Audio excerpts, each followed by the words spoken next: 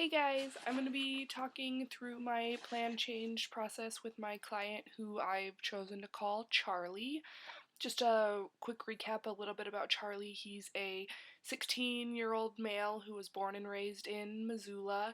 He has had a heavy involvement with past use of marijuana and other drugs. Before joining the Youth Harvest crew, he spent a few weeks in the woods backpacking with a different therapeutic program called Inner Roads. Upon returning to Missoula, he's been trying to make some pretty big life changes of not doing as many drugs. He's been trying to remove himself from his social group to meet some new people and remove himself from the situations where he's tempted to do drugs. The Youth Harvest crew was his first job, and so he's been building some other skills through the program.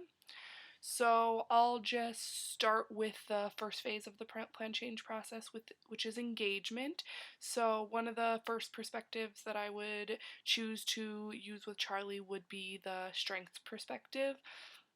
Charlie has a lot of strengths. He's a really passionate human being. He was a hard worker throughout the whole season. He really appreciated being able to get out and work on a farm and meet new people.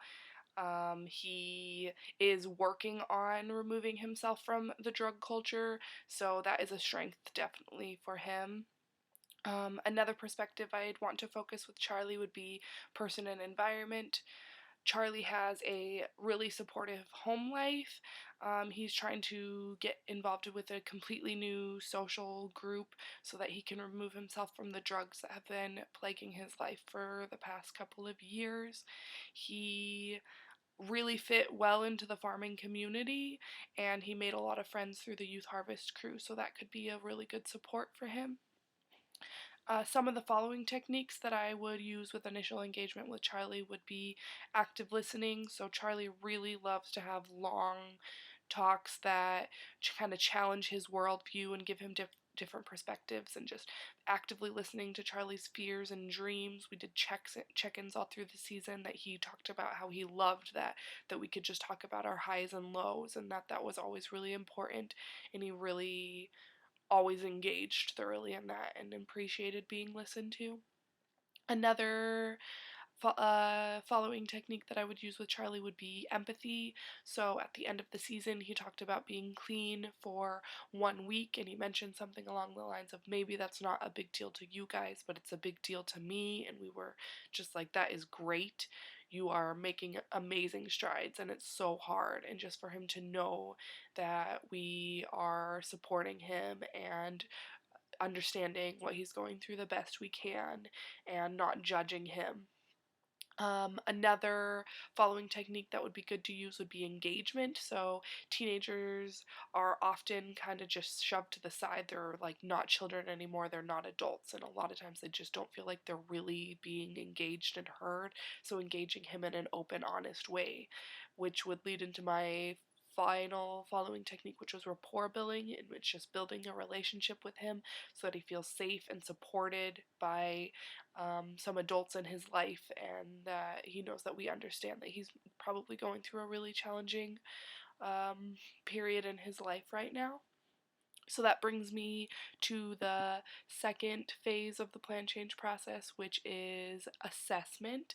So a couple theories that I would want to focus on with assessment with Charlie would first of all be the cognitive, and then that has to do with people choosing to how they react to their challenges. So Charlie chooses to use drugs to escape from his feelings of maybe some past trauma and his boredom living in Missoula, so that's why he's probably resulted in using some drugs and finding that friend group. The next theory would be identity development, so that's about how teenagers are trying on different identities because they're trying to figure out who they are in this world, and so Charlie has just kind of fallen into the identity of a very passionate marijuana smoker and drug user, and it just really has become part of who he is, and he has the opportunity to try some different identities. He's not done growing. He's not done becoming the adult that he's gonna be. Another theory would be humanistic theory, which deals with that people can gravitate towards the positive. So Charlie is a really positive and creative individual. He just kind of is struggling with boredom in his current place in the world, so he just needs to find ways to keep himself busy and active and involved. And then the final theory that has to do with Charlie's assessment would be trauma theory. So Charlie has gone through some undisclosed trauma that he dwells upon and tends to mention quite a bit.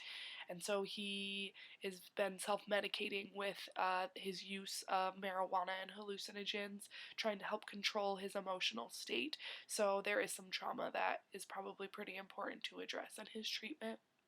I talked about some of his strengths earlier, but again, some of his strengths are that he has a supportive family environment, he's creative, he's got a new social group with the Youth Harvest members, he's willing to change, which is huge.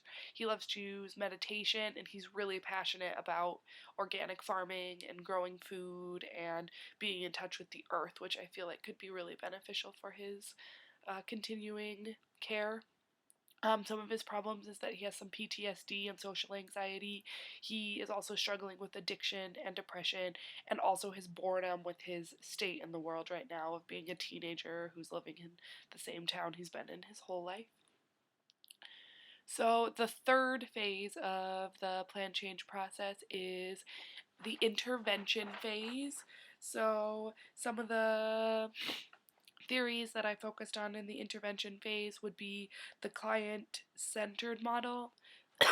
Sorry, guys, feeling a little sick. So that would have to do with Charlie identifying goals and defining his own treatment plan that will best fit for him.